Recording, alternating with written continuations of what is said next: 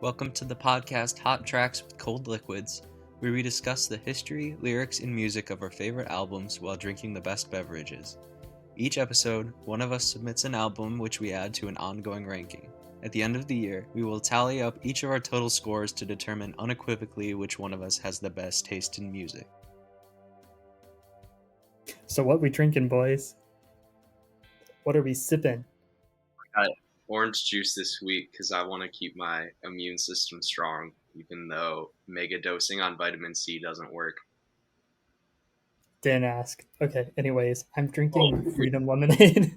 Okay, this is like super expired. Why every week I'm just torturing myself? Wait, how did you not know it was for? That didn't like make me want to throw up. You know, that's kind of like a symbol for the suburbs. Yeah. Oh, God. I'll be back. I'm gonna dump all this out.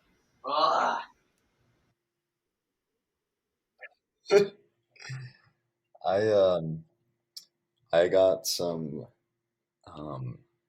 random mix from Walmart that is this like it's kind of like Mio, but it's sweet tea. And I looked at the back of it and it doesn't have any sweet tea in it or like any tea in it. So I don't know what I'm drinking, but it's not very good. Can I go again? No, we're keeping that in. I'm drinking water now. I'm not No, you have to drink that. chances. You have to drink the orange juice. No. So I'm drinking Freedom Lemonade by Revolution Brewing, based in Chicago.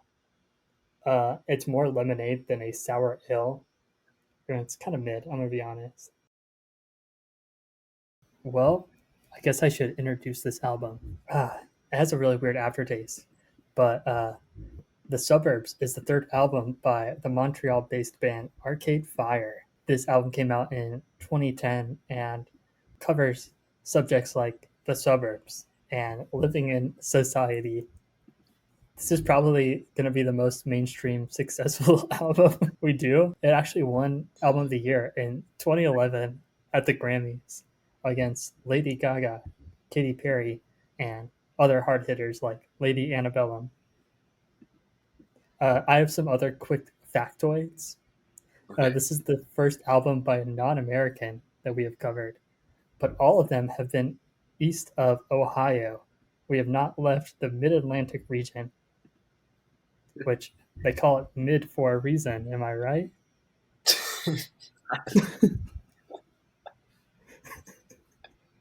Wow.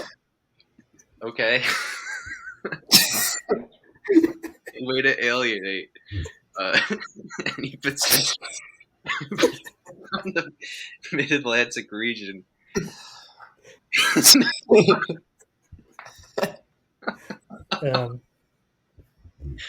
Yeah, so far we have not actually picked two albums from the same decade, which is kind of interesting.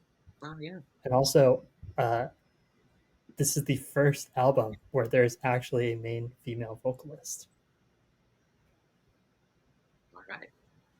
That's all I have. Okay, podcast over. That's a wrap, boys. Wow. So, what led you to pick this album, Matt Austin? I remember really liking it. And I was like, I probably have something to say. And I think you guys liked it, and I just wanted to mill some points. No.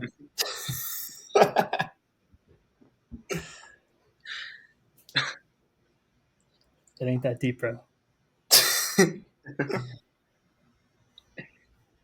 I will say that this is one of my favorite albums, so I'm excited to delve into some of the musical and lyrical aspects that make this album so good. I agree.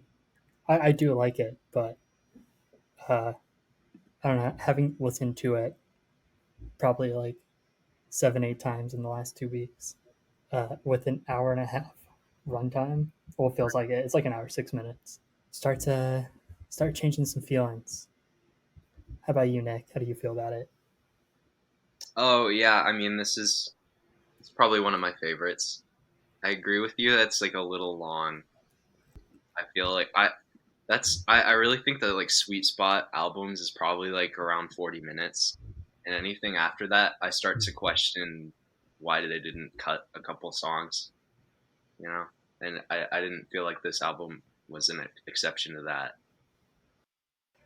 I don't think there's that many bad songs. I think this album for the most part is all bangers, and I kind of like an hour and 6 minutes of Arcade Fire. I'm just gonna say it. So you would say this album is fire? I'd say it's Arcade Fire. No, but let's get into what are some of your favorite parts of the album, Austin? I would say one of the more interesting things about the album is that it actually has some kind of narrative through line, where there are like a bunch of concept albums, but this is more novelesque, where you have like the main character leaving the suburbs and then moving to the city, experiencing the loneliness and mourning the life you had before. And then in the very end, he goes back to the suburbs and is like, this place kind of sucks. And then he's really depressed about it. And he moves back, I'm pretty sure. I don't know. I saw it more, at least when I listened to it. I don't get as much of the narrative aspect. Like, you definitely get the sense of, like, oh, yeah, this guy grew up in the suburbs. But I also think, like, and I think the lead singer has stated that this album isn't, like, anti the suburbs or pro the suburbs. And you definitely feel that because there's a mix of things that are positive about it in some of the lyrics and things that are like, oh, maybe this part of it isn't that good, and like, um, but I guess I don't know that narrative aspect didn't really reach through to me as much as the symbolic aspects of this album, which there are many. Yeah, and I like that as well, especially just as somebody that spent most of their life in the suburbs. Yeah, I don't know. There's some good things about it. There's some things about it that totally suck. And it was cool too because I feel like you've got country music that's for people that live in like rural areas, I guess, and you have like so much music that's like glorifying living in New York City and stuff. But I really can't think of all that many songs that are like for people from the suburbs. Bruce Springsteen. It's about living in New Jersey and right on the highway. That's what's interesting is that I'd say the two that I can think of is probably Bruce Springsteen and Talking Heads slash Mm. David Byrne, who are two of what I think are the biggest influences of this album. So it's kind of interesting that that's the case. Yeah, I think that one of the themes is that if you really hate living in the suburbs, you're also going to hate living in the city. Where like the suburbs, I think one of the things about it is that it can be like very socially isolating. Everybody has their half acre home, white picket fence, but then also you have like empty rooms and city with no children, which are about like living in the city. I I think one of the great things about this album is that it's very cohesive and how everything is placed together. The transition between suburbs and ready to start is probably one of the best. And also, God, what is it? We used to wait and Sprawl One have a really good transition. Kind of cool whenever that happens. I mean, it's not like a prerequisite for a great album, but it's like extra credit, you know. Yeah, I agree. I love when albums do that, like bleed into the next one. It's cool how they'll transition like that. It makes it feel very much like one body of work as opposed to a lineage of singles. So all of us grew up in the suburbs, right? You But I lived in the suburbs. How do you feel about the suburbs? You know, The older I get, the more I'm like, ugh, gosh. Like you were saying, like the isolating nature of it, where you don't really know all your neighbors. I mean, I had people that lived three doors down from us that I never met in like 15 years. But I don't know. It's quiet too. You have a lot of space. I kind of hate that you like have to have a car if you live in the suburbs. Kind of a drag, but One of the things I like most about the album is it's able to capture that dichotomy of like all the things that I enjoyed about living in the suburbs and the things that I absolutely despised about living in the suburbs. And at the same time, it's able to express how society is moving towards like suburbia, especially in the titular song, The Suburbs. That song the most expresses that sentiment of like, this is where everything's heading. Yeah, the line that spoke to me most in this album, as far as like reminding me of living in the suburbs growing up, was in the first track when he says, "Move your feet from hot pavement into the grass." Every time I hear that, that just takes me back to being like 9, 10 years old, barefoot in the summer, walking around the street, and like the blacktop's super hot, and you like move into the grass, and I love that line. yeah, I think there is a lot of different kind of suburbs as well. As someone who's moved around a lot, there definitely is like the miles and miles of cookie cutter, ready made homes. But you also have like these kind of suburbs where there's a lot of like young families, playgrounds. And I think like growing up in both of those has to be like very different. Like, what do you do if you're a kid and everybody else is older? Like, you just stay inside or you like run around. And I think that it really reaches both of those in it. In the very beginning, he talks about like really growing up in the suburbs. But as it goes into like Sprawl 1, it's him like going back and being like, there's really nothing to do here if I'm not a kid. And I don't have like that low expectations of childhood. At the same time, I think of kind of like when you're a kid, there's this like glorification of commercialism. Um, when you're being advertised to and everything's bright colors, and you really see that in the song "The Suburbs," where in the beginning he's talking about the excitement of learning to drive, and then it kind of just goes into this like, it meant nothing at all, it meant nothing at all, and then my favorite line, which is, "So can you understand that I want a daughter while I'm still young? I want to hold her hand and show her some beauty before this damage is done. But if it's too much to ask, then send me a son." I spend hours thinking about that line and what it means and kind of analyzing it because it's like such a fascinating line to me. Because obviously it's like, talking about how he wants a child before the commercialization of everything and before we end up kind of putting concrete over, everything. That's kind of what I take away from it. But what's really, really interesting to me is that he says, "Send me a daughter. And then if that's too much to ask, send me a son." Like, I just find that really interesting. And my analysis of it is the idea of like feminine image of, you think of that being like beauty and like nature and growth. The image of man being like war, destruction, power. At least that's how it's been presented in society in the past, especially in art. And I find that interesting when he's talking about like, I want to show my daughter all this beauty before it all goes away. But if it's too much to ask, then you can send me a son and they can grow up in the suburbs and it'll be fine. But I'd rather be able to kind of preserve this beauty instead of having them grow up with all this commercialization and concrete. The other interesting thing about that is, still in that line of commercialism and expectations and the American dream, suburbia, the only two choices there are to have a daughter or a son. Like, not having a kid at all isn't like even an option. Like, you have to have a family, you have to move to the suburbs. Yeah, I never thought about it that way, but yeah, for sure.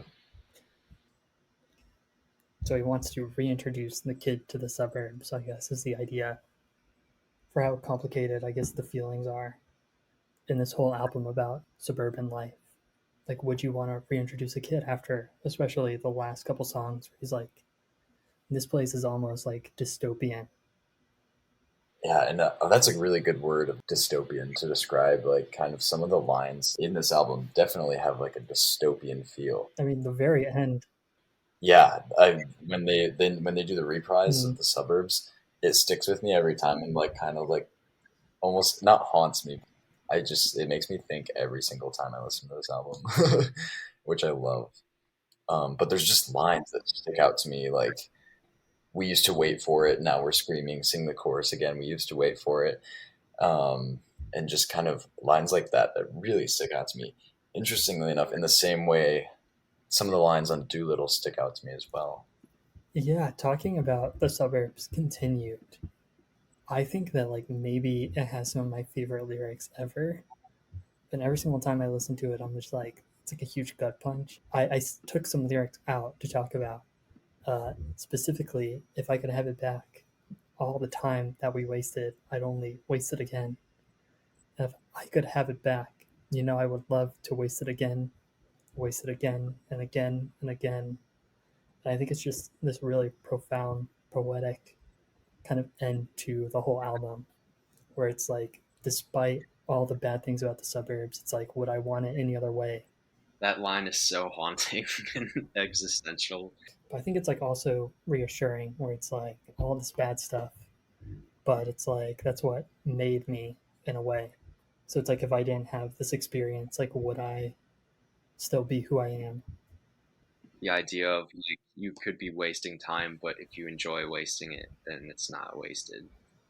Going back to some of the dystopian themes, I think nothing's like more dystopian, even though it's like a normal kind of event in the suburbs of like the cops coming by just to like see what those wild kids are up to. It makes it seem like it's in 1984 where they're at the park and the cop lights are on their bike reflectors and they're like just kind of freaky. What song is that in? I don't remember that. Sprawl 1. Yeah, the other line that really hits me hard every time is the all my old friends, they don't know me now. And that one like really, because you think about like growing up in the suburbs, everyone has like when they were in elementary school or middle school, like you were kind of just shoved together with a group of people and they became your friends. Once you move on with your life, most people, at least, maybe you stay in touch with like one or two of those people, but like other than that, like you never go back to that point in your life. Kind of like think about like the end of Stand By Me. Like you'll never have the same friends that you had when you were 12, and like just that idea and that line hits me every time. Just like it's in such an intense musical moment as well. I think that one of the more interesting things about the album is that there's a lot of it about not just the suburbs, but also like city life. Ready to Start, Modern Man, Rococo, everything really in like the after the suburbs and in the middle half is all about like just living in the city, especially as like a suburban kid. Two different worlds. And it's also like these are not positive songs about the city. The suburbs are like, yeah, the city's so much better. But like Modern Man's probably a little more positive than Rococo or Ready to Start. There is an interesting aspect of like there's parts of this album that are negative about the suburbs and there's parts of this album that are negative about the city, and it's kind of like what's good. And that also kind of gives it a dystopian feel, as it's like, is there anything good? Yeah. There's one thing I did observe. So you know how the song Rococo is all about college educated weirdos being pretentious and like talking out their ass. Isn't that just what we do here Yeah. every couple of weeks? We are I mean, we Rococo. haven't dropped any words like juxtaposition yet or amalgamation. I bet we probably did. Yeah. What do you all think of Win Butler's singing voice? I don't like it that much, I'm gonna be honest. I do really like it. I think it's too angsty and kind of like annoying, but it's just like I've listened to this album so much and some of his other work where I'm like, if this wasn't Arcade Fire, I would probably hate it. Did you know that Win Butler is short for Edwin Butler? Is it? I'm 100. Yeah, I'm 100% being honest because I looked that up because I was like, what kind of name is Win? Because he has a brother whose name is Will, and I was like, who names their child Win and Will? But it's Edwin. Anyways, doesn't he have a kind of an interesting voice? Uh, yeah, I think I usually like it okay. Uh, but I think part of the reason I feel like this album's kind of long is because after like 50 minutes of listening to his voice, I'm like, I kind of get it. I don't. I'm gonna disagree again. I think he's like falls somewhere between Black Francis and Bruce Springsteen, and like I like both of those singing voices, and I enjoy all of his. What I really like about like the vocals on this album, and or the sorry, I should say the delivery of the vocals on this album is like the intense moments are really brought out, and you can't give it 100% credit for that to the vocals because the music also brings out those intense moments, and those are some of my favorite parts of the album is when there's just like a really the music starts building and gets really intense, and then it's almost always toward the ends of the songs as well, which makes for fun listening as well. Just like you're a lot of the songs are building up to like a moment, either that or the chorus. I enjoy his singing voice, and really I think it works best on the delivery of these songs. On other Arcade Fire albums, I don't like his voice as much. Although on the new Arcade Fire album, I thought his voice was a lot tamer and calmer in that, and it was pretty good. Nice. Yeah, I was just curious. I'd never really considered it. I just kind of took it for what it was. I don't really love it or hate it, I guess. But it works. And I like the band, of course. Yeah, it's I read somewhere that Win Butler said when he envisioned how this album was to sound, he wanted to make something that sounded like Depeche Mode and Neil Young combined. Do you think that he accomplished that? I had to look up, like, I'd never listened to Depeche Mode before, but it's like 80s new wave. I think it's Depeche Mode. Oh, yeah, okay, sorry. Yeah. I mean, you've probably just like read it, so it doesn't really matter that you pronounce it wrong. So Yeah, right. I don't know if he accomplished that. I'm gonna be honest. Yeah, honestly, I have no idea. I do hear like you get hints of Neil Young. I get more hints of Bruce Springsteen though, especially on Suburban War. The beginning of that song sounds exactly like Bruce Springsteen, like you could just swap them in. But I do get some really nice folk style lyrics that really read like poetry. Like if you read some of the lyrics to the song, I recommend doing this. Like for example, this line from Suburban War, it says, "With my old friends, I can remember when you cut your hair. I never saw you again. Now the cities we live in could be distant stars, and I search for you in every passing car." That works really well as just a poem, and you can do that with a lot of the songs Yeah. on this album. He is a very good songwriter for sure. Lyrics are top notch. I felt that way about Doolittle too, where if you saw him written out, like it was very poetic. The thing that bothers me about that is I feel like just with the way it's mixed and stuff, a lot of times it's really hard to make out the lyrics. And they're so good. I wish that it was brought out more. Where like, I look back and I realize I've been listening to this album for years and I still don't know what they're saying like, half the time. I don't have that problem. Yeah, I think some of the songs are a little difficult to hear the lyrics on, but I think most of them, Modern Man and Ready to Start, like you can definitely hear the lyrics on those. The one I had to look up recently was Empty Room, but I like the effect on that song. I think it's kind of cool that it like covers up the lyrics a little bit because I think the musical effect is like honestly better than the lyrics for that song. Yeah, oh man, the music effects in this album are so good. I love and Arcade Fire does this a lot, but I love the way that they'll just make that wall of sounds with synths and strings, guitars chugging away. It just kind of transports you to its own sonic universe. Yeah, they're really good at doing that. I like as well that like this album is new and fresh and like definitely like 2010s indie, but at the same time you're writing an album about the suburbs and it incorporates a lot of like 70s and 80s style sounding music as well. Like I said earlier, Bruce Springsteen on Suburban War. And then also I think Sprawl 2 sounds a lot like Blondie. True. two huge artists of the time when like all of these suburbs were really starting to sprawl out and become like the suburbs that we see today as well. I remember reading that when Butler said that was what he was trying to do, because he was writing about growing up in the suburbs. So he was incorporating styles that he grew up listening to, which would have been probably like 70s, 80s. One of the cool things about this album coming out in like 2010 is I feel like this kind of became genre defining for that decade as far as indie rock goes.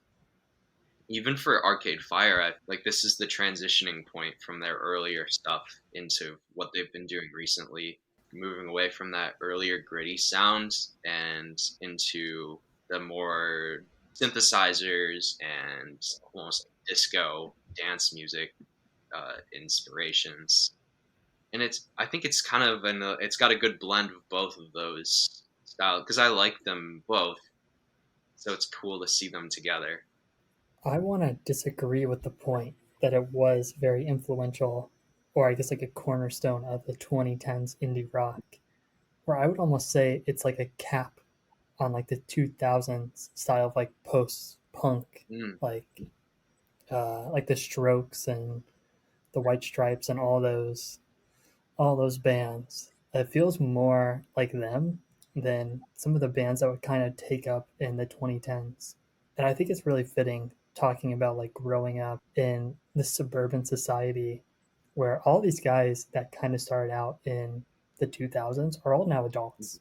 So it's very much in like the same way that some of them talked about living in the glory days. Like the suburbs ends with them kind of saying that the glory days are over. We didn't know it at the time, but those were our glory days in the 2000s. The suburbs continued. Kind of reminds me of like the end of like Great Gatsby, where he's kind of like reflecting on all that. What's the quote about boats borne ceaselessly into the past and kind of realizing that you can't go back anymore? And which is kind of weird because probably the song that the Strokes got the most popular off of, Someday, is literally about that, about realizing that the glory days are over.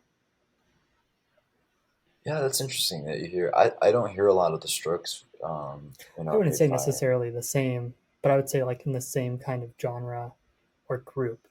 And I would say that they fit more in with that kind of wave because Funeral came out in 2004, which is not too far off from the rise of that whole genre of like early to mid 2010s kind of rockers. I think Funeral could fit more in that category, but I think this album sounds very different from Funeral and does incorporate some of the things that like I don't know about more as the 2010s, but like definitely like have survived into the Yeah, 2010s. Even just late 2000s, like I think this sounds a lot like Grizzly mm, Bear and a couple other like artists that are similar, kind of in that vibe. But yeah, I I don't don't know if it's disagree with your point right. either, though. That's how it feels. I do think that sometimes with the end of an era, it starts to feel like the beginning of the next. Yeah. Where I think there are definitely songs where I'm like, okay, this kind of sounds like their older stuff, and then there's songs that are like, this sounds just like Yeah. Reflector, their next album. Well, that's what I was gonna say is that then Reflector's a big jump, I think, Yeah. from And this I album. kind of feel like what you're saying and what I'm saying aren't necessarily mutually exclusive. I think this album kind of accomplishes both of those by kind of wrapping up the 2000s and then bringing us into the 2010s. But I feel like this album reminds me a lot like of some of the stuff that comes out of the 2010s, like Unknown Mortal Orchestra and Tame Impala and stuff. I hear a lot of the like synths harking back to new wave, which has gotten extremely popular over the last 10 years or so. Yeah, that's a fair point. I didn't even think of Tame Impala and some of those, but I not necessarily that they copied or were influenced by that album, because I think Lonerisms, which is probably their most definition of style, which we'll probably talk about maybe someday in episode 120. But I think that there are similarities, definitely in maybe some of the tracks. Sure. I don't know. That's a really interesting point. I'm thinking, It is hard to say like who's inspiring who. We had the same thing with like the Pixies. It was like they're just kind of coming out of the same era and they're drawing from the same resources. Yeah, there are other albums from 2010 that kind of sound like this a little bit too, like maybe Beach House too. So yeah, I don't know who gets the credit. I don't know about that. What makes this album sound really original to me is that it draws from a lot of different things, and I feel like that's always fun when you have just a lot of different like things coming together into one. It makes it seem more unique because, like I said, like I definitely hear influences, but this is very very original as well. And I wouldn't say this is copying. Like I couldn't think of Yeah, it anything doesn't feel that's like derivative copying. at all. I think, like, it definitely.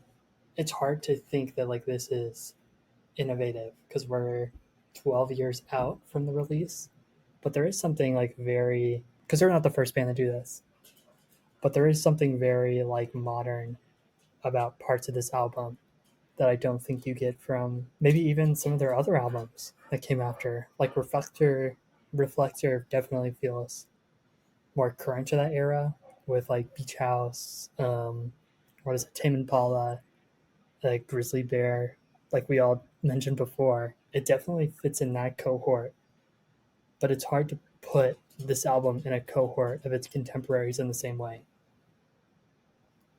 What's cool about what you were saying, how it's drawing from so many uh, different resources from different genres and stuff, is that they kind of touch upon that lyrically as well in the titular track when he's talking about you always seem so sure someday we'd be fighting in a suburban war. You've got like classic rock camp and alternative camp and disco, and you are only allowed to listen to one genre, and that's your like team, your side in the war. While he's like criticizing that, the band is also drawing from all these different genres as well.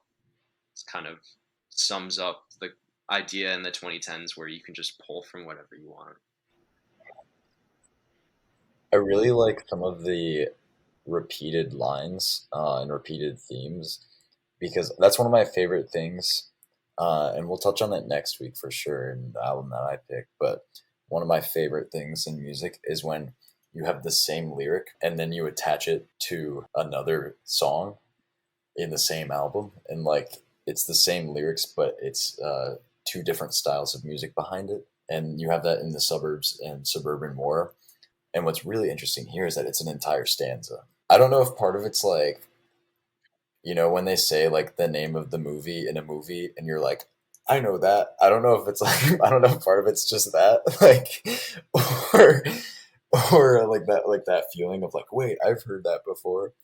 But really, I think what it is it's like, oh, it's cool because they're trying to use the same lyrics to mean potentially two different things. Yeah, I think that's really something that I noticed quite a bit, especially on the song Suburban War. I remember quite a bit of that where there's callbacks from earlier on. And I think it really like recontextualizes some of those, like as maybe the album goes on and it builds out more of this statement, kind of like reintroducing some of those sayings, kind of like gives it a new perspective. Um, Earlier on, I talked about how we use too much big words, and I used like several in my last statement. Um, so maybe I relate to this album a little more than I thought. When I first heard this album, I thought it was just shitting on the suburbs, which I would have been okay with. That idea of like themes returning and recurring in different songs that have different vibes musically, that was what made me realize. And I think after the first time I listened to this the whole way through, that was when I understood this theme of like, oh, wait, no, he's not just like dogging on the suburbs. Like in this song, the theme is more like, yeah, I don't know about this aspect of the suburbs, but in the other song, it's like, no, I had a lot of good memories here, and kind of like, Yeah, that's something I really like yeah, about this album as a whole too. I feel like it's different every time I hear it. Across the years that I've listened to it, you can focus more on the like positive aspects or the negative aspects. sometimes I hear it and I'm like depressed because the suburbs suck, and other times I'm just thinking about my childhood. I think one of the songs that does that the most is "Wasted Hours," because it's like just talking like all those wasted hours we used to know, spent the summer staring out the window. You can interpret that however you want. In some ways, it's like, man, back in our childhood, we got to just sit around and do nothing, and we didn't have to worry about work and all these things, and that are associated, especially with city life, and working a 9 to 5, and that like, oh my gosh, that repetition. Like we could just stare out the window, or you could also interpret it as, oh my gosh, I wasted so much time when I was a child just doing nothing because I was in the suburbs stuck inside the house. That line sticks with me a lot for that reason, and I think that was the song that really made me realize, like, oh wow, this album can be interpreted to be pro suburbs or anti suburbs, and that's depends on your Yeah, I experience think like with a them. good novel in a way. Every single time you reread it, like there's different lines that kind of stick out. Like I've read The Great Gatsby or Slaughterhouse Five multiple times, and every single time I do, it's like, this one line that I maybe just glanced over, just hit that one time, and now like that's associated with that part of my life. But then I think another aspect that Nick talked about a little bit is that the album like feels different, but I also think this is an album about growing up and being in like the transition between childhood to like adulthood, and we are in that transition. So as we recontextualize it with our life, like it's gonna have different meanings. Well, and that's what I love, just coming back to this album too, because whenever, like Nick said, like whenever I listen to it, depending on what's happening in my life, I interpret it differently. Like, listen to this stanza. It's just, some cities make you lose your head, endless suburbs stretched out thin and dead. And what was that line you said? Wishing you were anywhere but here. You watched this life you're living disappear, and now I see we're still kids in buses longing to be free. Austin, I'm curious, when was the first time you heard this album? I was like early high school probably, because Reflector came out in 2013, and I remember some of those songs being on the radio. And because like that Modern Vampires of the City and then AM by Arctic Monkeys all came out around the similar time, I went into like all their discographies. So I probably listened to all of it around that time. So I was definitely like in the suburbs, living. I didn't like really understand it in a lot of those albums I listened to. I think that's why I kind of appreciate Arcade Fire more as I get older. But yeah, I've listened to this album quite a bit, but I've only listened to it like maybe once. I used to listen to the song "The Suburbs" like in my rotation while playing League of Legends, which is kind of like a bonkers choice. There's actually a cover by a singer, Father John Misty, which I really liked, and it's on YouTube. I can't even remember what it There's a is. cover of The Suburbs by Father John Misty. Yeah, Oh, that's cool. yeah. It's like an acoustic, like one man guitar singer songwriter, and I like the whole like one about having a daughter and son like hits really hard because he like kind of gives up on the guitar, and it's just all his vocals, and he's a really good vocalist. Not my favorite guy, but he's a really good singer. Part of Fleet Foxes. He was the drummer. Yeah, I want to check that out now. Speaking of that, Arcade Fire did a cover of a Harry Styles song, and actually, I thought it was kind of good. What song was that? Way it was. Oh yeah, that seems like a pretty good pairing. It's weird because they have a very like Arcade Fire is a very unique sound, and like it's hard. They're one of those bands where you can listen to an Arcade Fire song and it sounds like Arcade Fire, and like applying that style to other musicians. But also, like, I don't think their songs are complex enough where artists can't just put their own spin on it and make something that's like new and fresh, especially because the lyrics are so good on this album specifically. Yeah, I think if you tried to emulate the sound, it would end up badly. But if you like, I'll have to listen to that cover. But if you did like an acoustic cover, I think it would sound really nice. Like if you change the style up from this. Yeah, I think I have a weird history with this album. Not as weird as some other ones like Carrie and Lowell, which is a similar League of Legends story. Um, yeah, I used to listen to it while playing League of Legends. I was a really big League of Legends kid. But that's a story for another time. So, what did you think was the best song on this album? I think this is probably where we're going to have the most debate. It was tough to pick. When I first was hearing this album, I loved The Suburbs, and that was like one of my most played songs of 2019 or something. And I still like it a lot, but I think I want to pick the Sprawl Part 2. It's very catchy, and it's kind of weird because usually I prefer like the more string oriented stuff of theirs, but this one with all the synths and it just kind of makes me want to bob my head along with it. And I think I'm not sure how to pronounce her name, but Regine Chassain, the lyricist on this song, I think she's underutilized by Arcade Fire as a whole.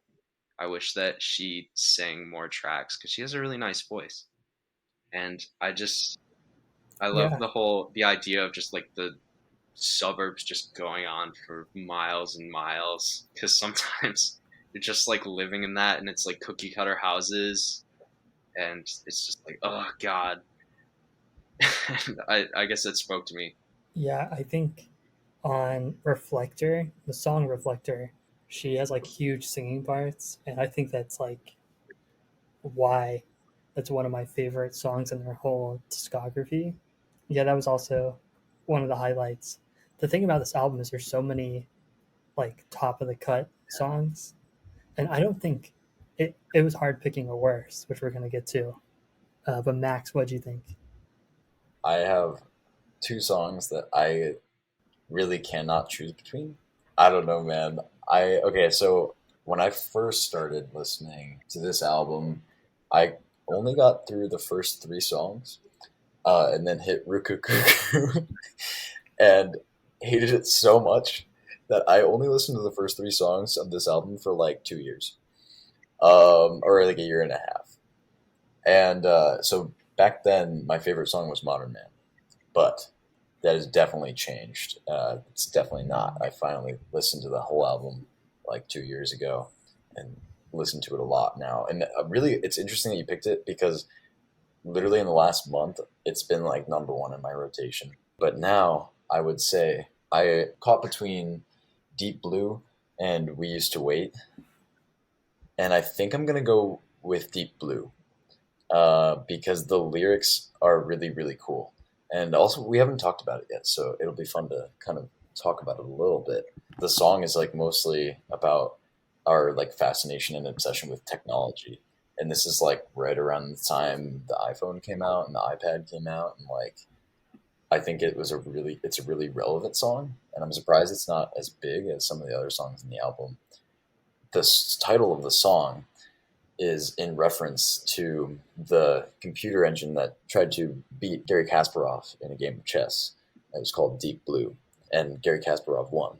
And so this line says, "You could have never predicted that it could see through you. Kasparov, Deep Blue, 1996. Your mind's playing tricks on you now. Show's over, so take a bow and leave it in the shadows." And then earlier in the song, we watched the end of the century compressed on a tiny screen. A dead star collapsing, and we could see something was ending our youth through pretending we saw the signs in the suburbs.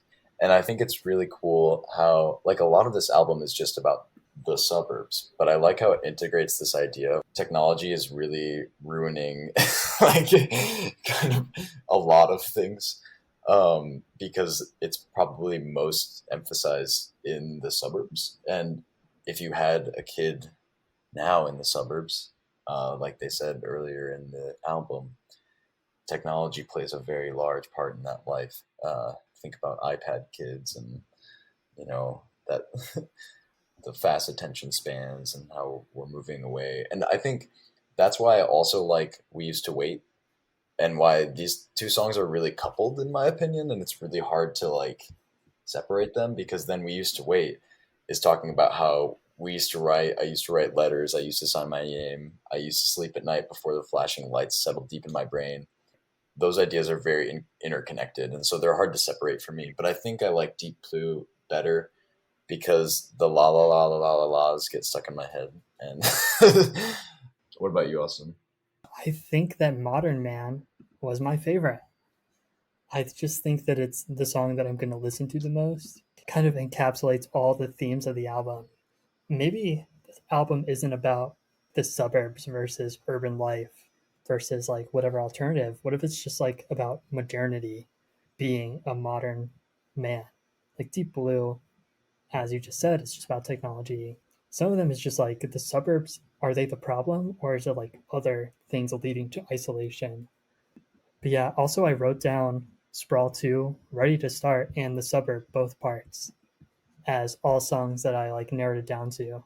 They're all good. Ready to Start was like, it was always on the radio on like alt rock. And I still listen to it quite a bit as like a single. I think it's pretty good. I will say musically, my favorite song on this is Empty Room. I really like the effects and what they do with the strings. It's really trippy. So what's the worst? Literally before last week, I would have said in an instant heartbeat that Rukuku is the worst song on this album because it's very repetitive. It drives me a little insane, and I don't love the music on it either. But God help me, when I listened to it, I listened to this album a couple times this week, and I don't know, something flipped, and like I kind of like don't mind it anymore, and it's still definitely not even close to my. I would still probably call it my second least favorite on the album, but I would go. I think my least favorite is probably Month of May. It just doesn't fit on the album as well as the other songs. This music style sounds different, but not in like a great way. It's a really simple song, and it kind of just doesn't fit. Like they're talking about like them recording and like I don't know.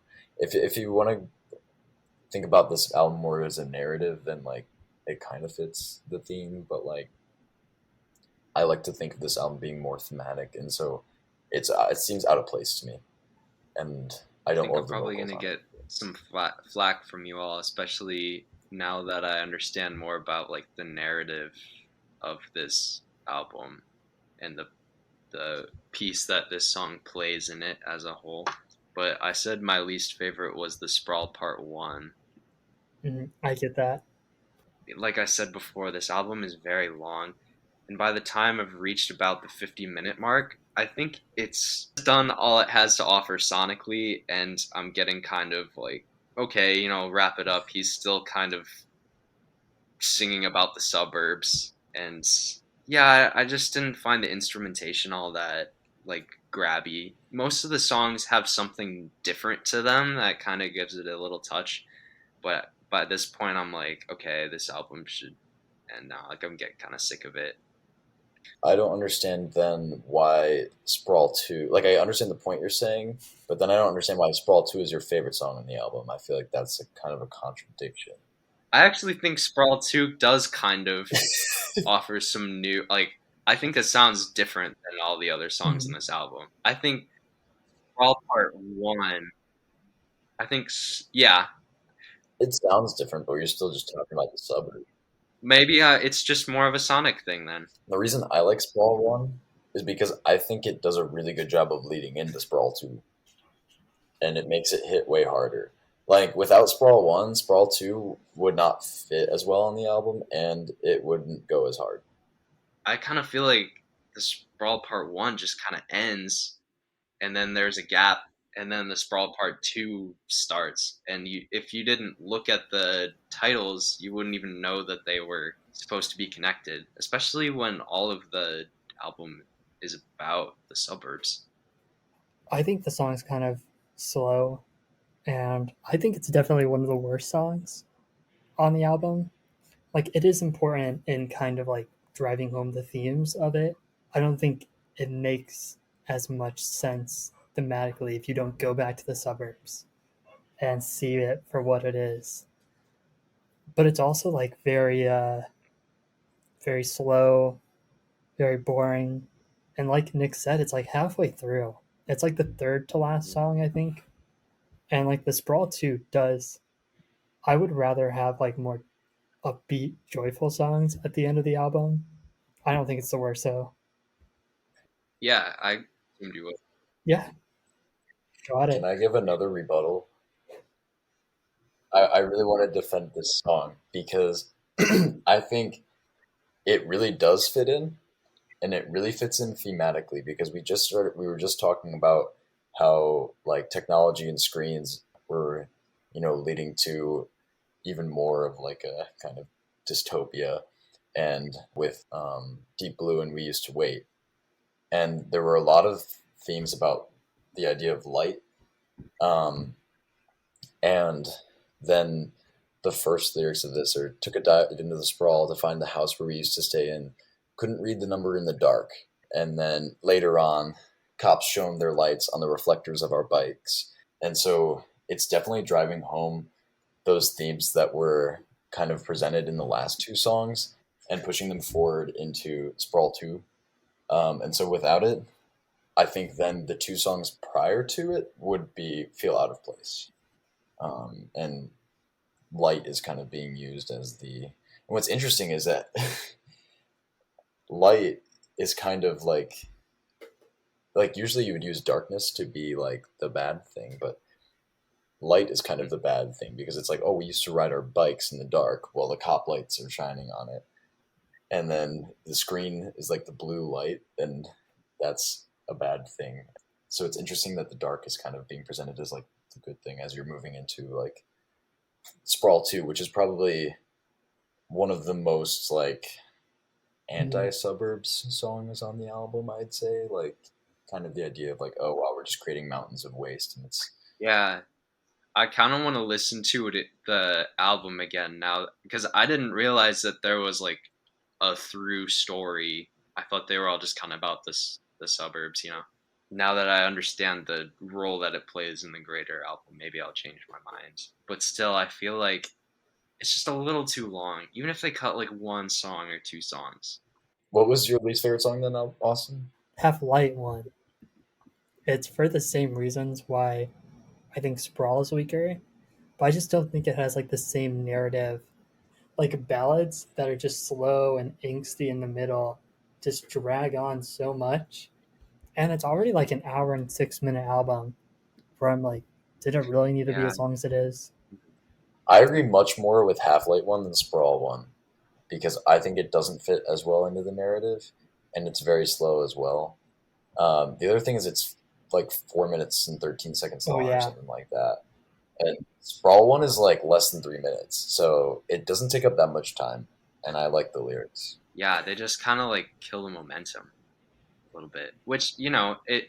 I guess it's some kind of variety. You don't want all of your songs to be like the same tempo, whatever. You know, you slow it down, you get a little more introspective. Sure, yeah, I see the value in that, but it just kind of seems like it overstays its welcome, especially in an album that's pretty darn long. How do you guys feel about Month of May? It's pretty middle of the road. I don't know if I would say it's my least favorite, but I see where you're coming from. Sure. It always messes me up because my one like a few of my favorites on this album are probably Half Light 2, Suburban War, Wasted Hours, and Deep Blue, and We Used to Wait. And it always messes me up. Like I tend to want to skip it. I usually don't though because it's not that it doesn't disrupt it that much. You know, I forget the opening is gonna make a record in the month of May, in the month of May, in the month of May. That's what I'm saying. It takes me out of it every time. Like I'm like, oh, I'm a child in the suburbs, and then it's like gonna break a record in the month They of were like, we May, in the can't month make an of album May, that's just and it one just takes me hour out of long. the vibe of the album. Let's add It's interesting. 3 more I guess minutes I didn't know that it was about them recording an album. I guess I should have. Maybe I wasn't.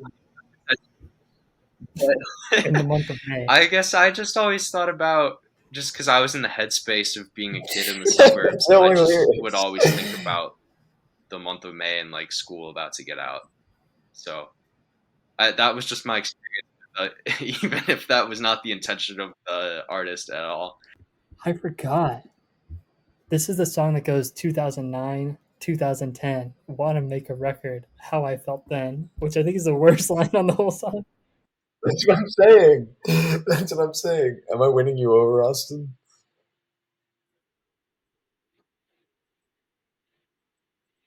It's one of those songs where I can't look at the title and be like, what is it? But it definitely, Yeah. I think it's more forgettable than anything else. Where Half-Life 1, I'm like, Half-Light 1, I'm like, I just want to skip this. I feel the same way about I often skip it, Rococo. I'm starting to feel that but I way. would say I just want to skip also it. Half-Life 1. I don't know. I'd put Rococo above Half-Life 1 in terms of how bad it is, but now I feel like we're just dunking on this album though, because I genuinely love Yeah. this album. It's weird because like the lows are low, I think. Like some of them are, they just take you out of it, but like the highs are so high. Like it's, oh, That's really? why No, I think I like Funeral better. I don't agree. I think this is better than Funeral. Funeral has like one really, really good song. What's your favorite Arcade Fire song overall? Yeah, throughout their whole discography. God, that's probably the hardest. Modern Man. It's Wake Up. Wake Up off a Funeral. I think it's their best song. I would have also gone with Wake Up. Mm. Yeah. That song is like just like orchestral, and I wish that they did that more. They kind of went away with that, and now they're making more like new wave inspired stuff, which I mean it's good too, but I miss their old sound a little bit. Yeah, Maybe for we'll do sure. that album sometime. So, where would you rank this album in our 4 albums to choose from? Do you want me to bring up your rankings? This is going number 1 for me because Oh, really? I like the way it incorporates some of the style of Doolittle, even though it doesn't sound like anything like it, but you hear little bits and pieces, especially with the vocals. And Doolittle's still number 2 for me. Vampire Weekend's number 3, and You Don't Mess Around with Jim is 4.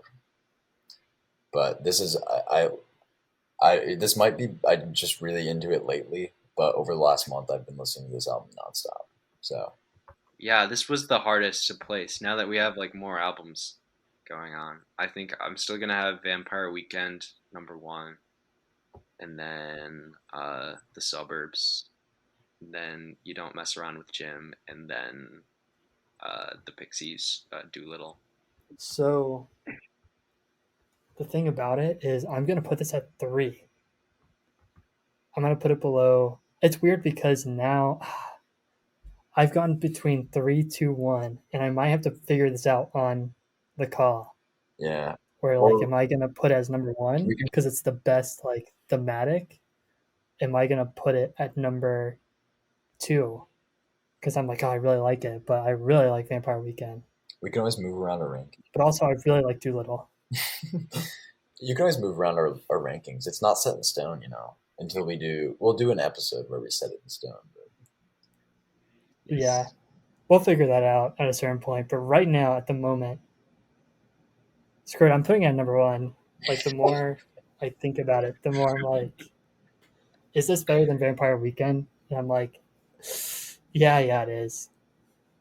yeah, But I think, like, man, now I'm getting Doolittle dragged.